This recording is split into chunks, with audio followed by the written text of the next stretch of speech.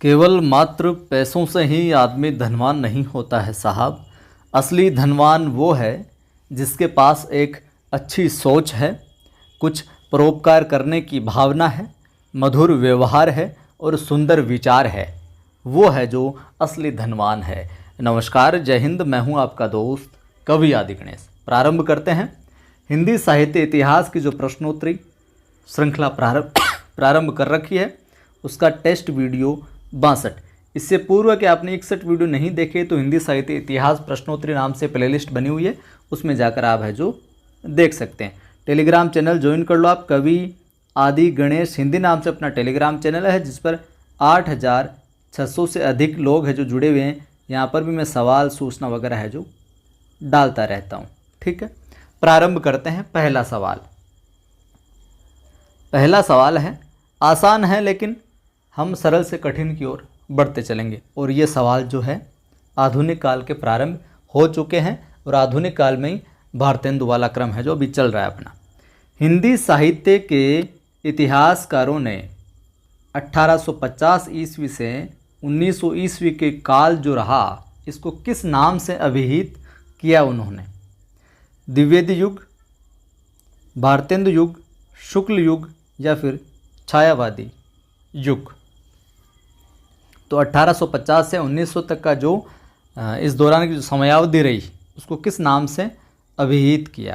तो उत्तर हो जाएगा बी, भारतेंदु युग के नाम से है जो जाना जाता है 1850 से 1900 का ये पीरियड। ठीक है साहब, गुरुजी समझ में आ गई बात। अब इसके बाद में कौन सा आता है? द्विवेदी युग। आगे हम देखेंगे, उसके सवाल तब और देख लेंगे, लेकिन यहाँ पर मैं बता देता हूँ। द्विवेदी युग की अगर समय पूछ लिया जाए, थोड़ा सा बता देता हूँ एक दो का।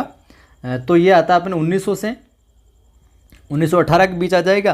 फिर इसके बाद में गुरुजी, तो इसके बाद में छायावादियों को ले लीजिए, इनका गुरुजी, तो इनका 1918 से फिर 36, फिर प्रयोगवाद, प्रगतिवाद, प्रगति, प्रयोग और नई कविता, ये सारे है जो चलते रहेंगे। जैसे जैसे हम आगे बढ़ेंगे वैसे वैसे इन सबको है जो करते चलेंगे।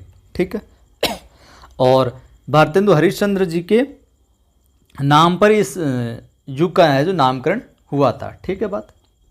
अगला सवाल है, भारतेंदु हरिश्चंद्र द्वारा संपादित पत्रिका का सही नाम है?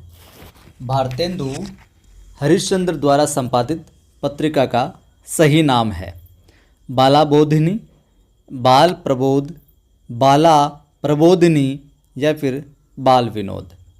तो बताइए सही नाम क्या हो जाएगा? सरल है सवाल, लेकिन कंफ्यूज करने वाला भी है और अच्छा भी है। तो यहाँ पर भारतेंदु हरिश्चंद्र द्वारा संपादित जो पत्रिका थी, उसका सही नाम था ए विकल्प, बाला बोधिनी। क्या नाम था?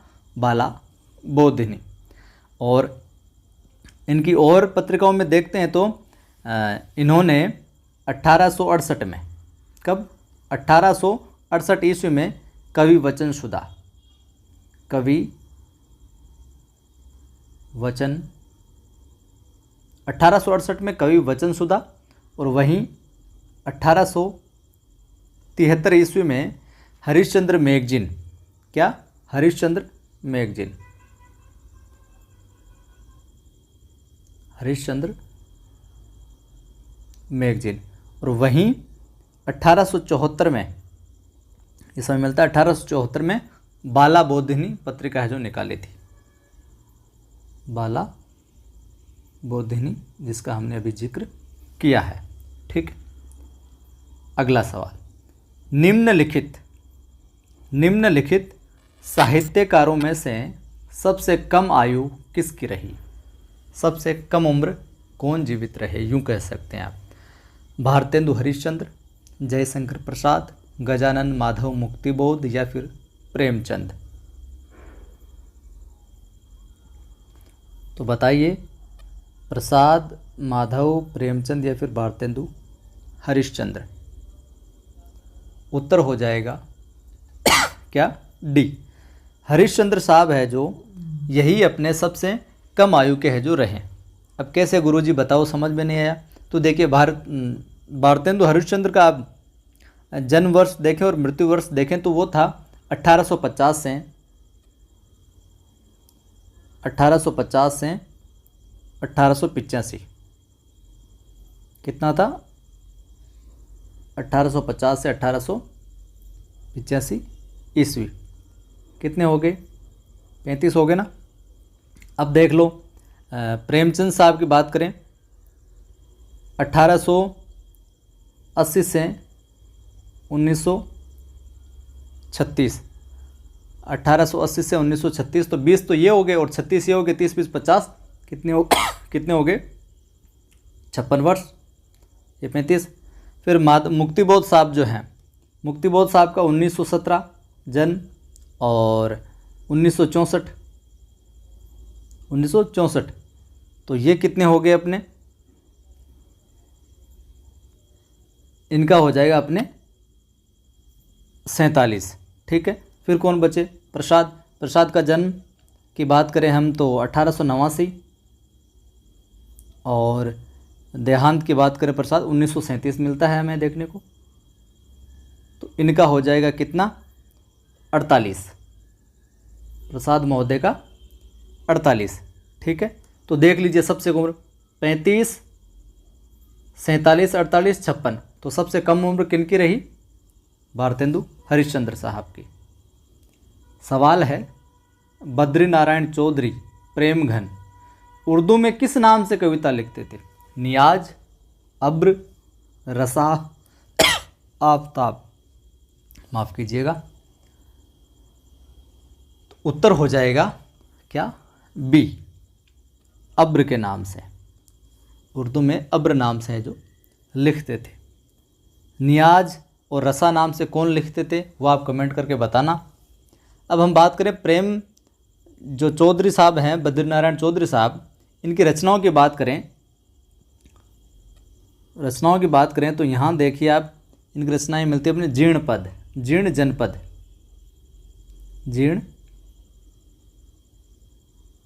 जनपद मिलती है। आगे हम बात करें आनंद अरुणोदय, जोड़ों में मिलती है इनकी, नामों के जोड़े,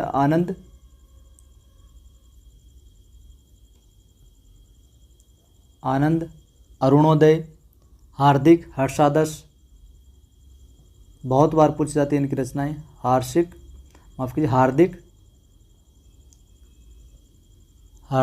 हार्दिक, हर्षादर्श।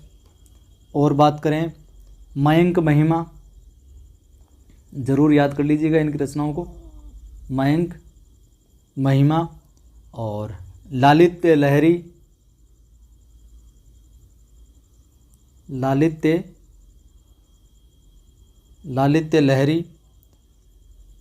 और वर्षा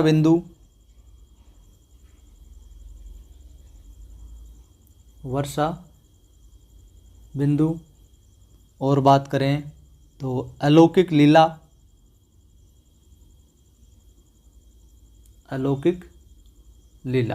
तो ये चौधरी साहब की रचना है।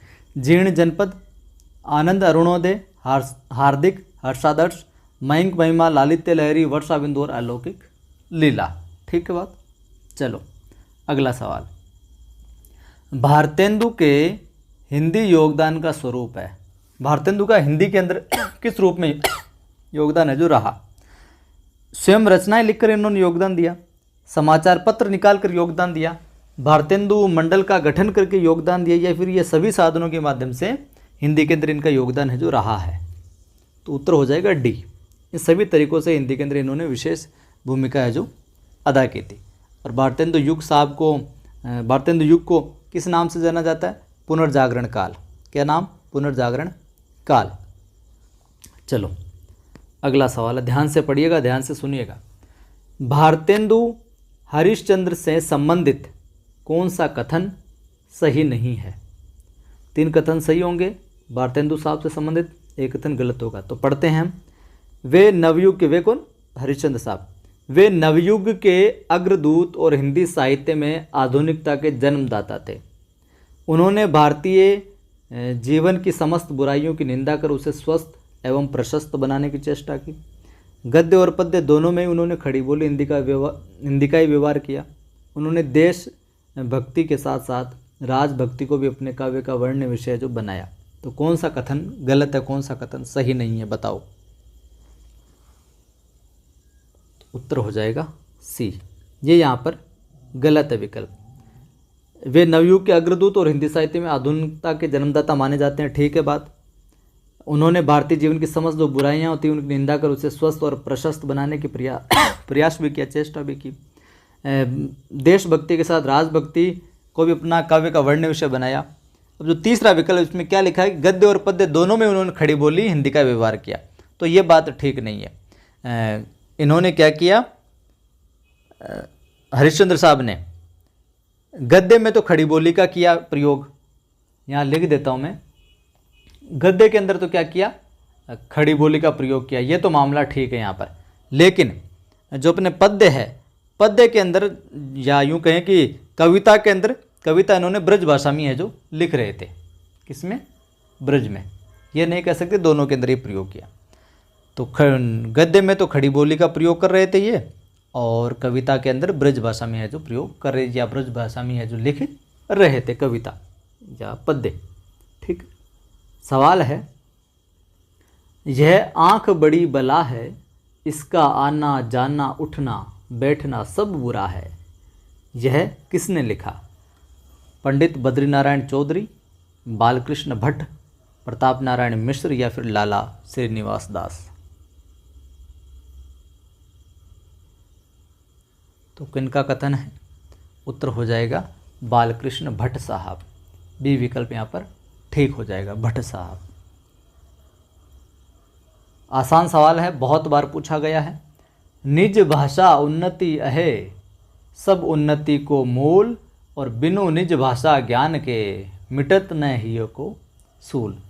किसकी रचना, किन की पंक्तियाँ? फ्रेडरिक पिनकाट, हरिश्चंद्र, कार्तिक प्रसाद खत्री, राधा कृष्ण दास। क्या हो जाएगा उत्तर? उत्तर हो जाएगा अपने भारतेंदु हरिश्चंद्र। ठीक है गुरुजी, समझ में आ गई बात। और हिंदू में अभी पहले विशेषता में बात की थी, हिंदी में आधुनिकता और पुनर्जागरण का प्रवर्तक भी या पितामह भारतेंदु हरिश्चंद्र साहब को है जो माना जाता है। तो ये थे आज के इस वीडियो में कुछ महत्वपूर्ण सवाल। उम्मीद करता हूँ अच्छे लगे ही होंगे। अगर अच्छे लगे हैं तो फिर लाइक कर दो वीडियो को, लाइक से कुछ नहीं जाता आपका। और हर देखने वाला बंदा शेयर करो, एक एक बंदे को जोड़ो चैनल से, ताकि परिवार भी आगे बढ़े और उस बंदे की भी मदद हो आपके माध्यम से। पहली बार देख रहे हैं तो चैनल को सब्सक्राइब कर घंटे वाले निशान पर क्लिक करो, ALL ऑल लिखा हुआ है उस पर क्लिक करो, ताकि हर वीडियो की सूचना आपको मिलती रहे, नोटिफिकेशन मिलता रहे। टेलीग्राम चैनल का लिंक डिस्क्रिप्शन में है, कवि आदि गणेश हिंदी नाम से है, जिस पर 8600 से अधिक लोग जुड़ चुके हैं। यहाँ पर भी मैं सवाल सूचना वगैरह डालता रहता हूँ, तो इसको भी ज्वाइन कीजिए। और पढ़ाई को लेकर अगर आप डिमोटिव रहते हैं, असमंजस में रहते हैं कैसे क्या करूँ, तो मेरा एक दूसरा यूट्यूब चैनल है आदि की आवाज़ नाम से। इस पर मैं पढ़ाई से संबंधित मोटिवेशनल वीडियो है जो डालता रहता हूँ, आदि की आवाज़ नाम से। तो इस चैनल को भी आप सब्सक्राइब कर सकते हैं, अपना प्यार दिखा सकते हैं। जय हिंद, फिर मिलता हूँ।